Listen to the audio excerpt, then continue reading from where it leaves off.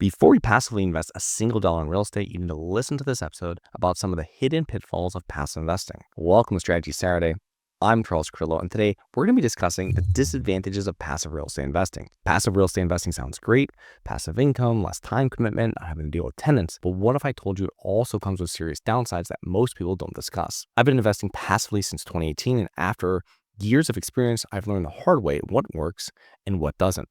And if you're thinking about becoming a passive investor or you're already in the game, this episode is a must. Stick around and let's break down the risks, the red flags, and what you need to know before passively investing your money into a deal. So passive real estate investing offers a host of advantages to the investor, most notably passive income and time freedom. And you can learn more about the pros and cons of passive investing by listening to episode SS111. That's SS111. So I want to focus this episode on the disadvantages of passive real estate investing, a topic I feel does not get enough coverage. I've been a passive real estate investor since 2018. Over the years, while investing with multiple operators and multiple deals, I've found that I've done best when investing passively in single syndication real estate deals. This means just single property deals, not funds.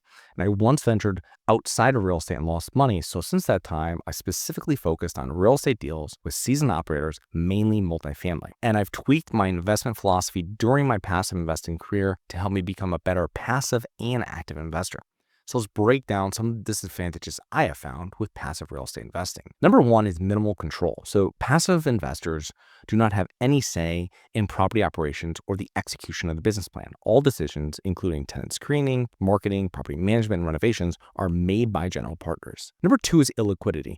Now, this is not just a passive real estate investing disadvantage, but possibly a real estate investing disadvantage in general. However, if you did actively own a rental property and needed cash, you could sell it, you could refinance it, take out a second mortgage, or possibly a line of credit against the property. However, in a syndication, this is not an option. Number three are fees. Passive investments come with fees and profit sharing splits that dilute overall returns. But you are entrusting your capital with a manager, and there must be an alignment of interest. This is most simply done by having all general partners invest in the deal alongside the passive investors, while also earmarking a portion of the profits to the GP when and if the deal is profitable. Number four is the dependence on deal sponsors. Now, the success of the syndication depends solely on the operator's team, including their property managers and contractors.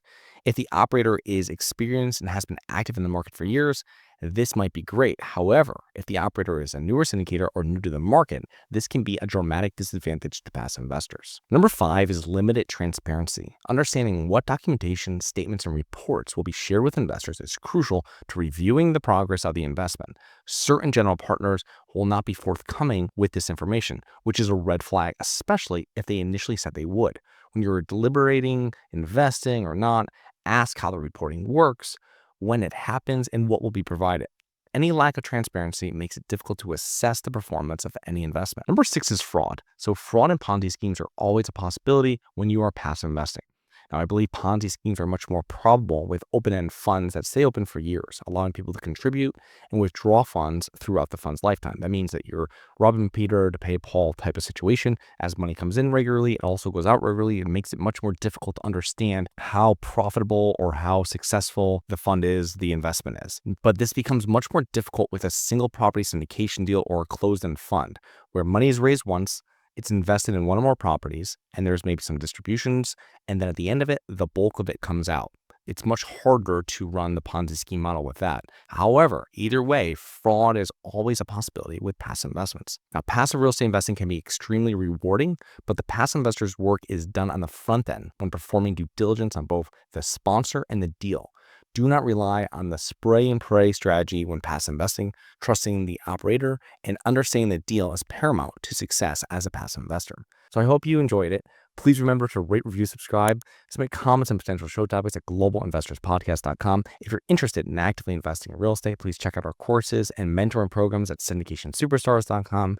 That is syndicationsuperstars.com. Look forward to 2 more episodes next week. See you then. If you always want to invest in real estate but didn't have the time, didn't know where to find the deals, couldn't get the funding, and didn't want tenants calling you?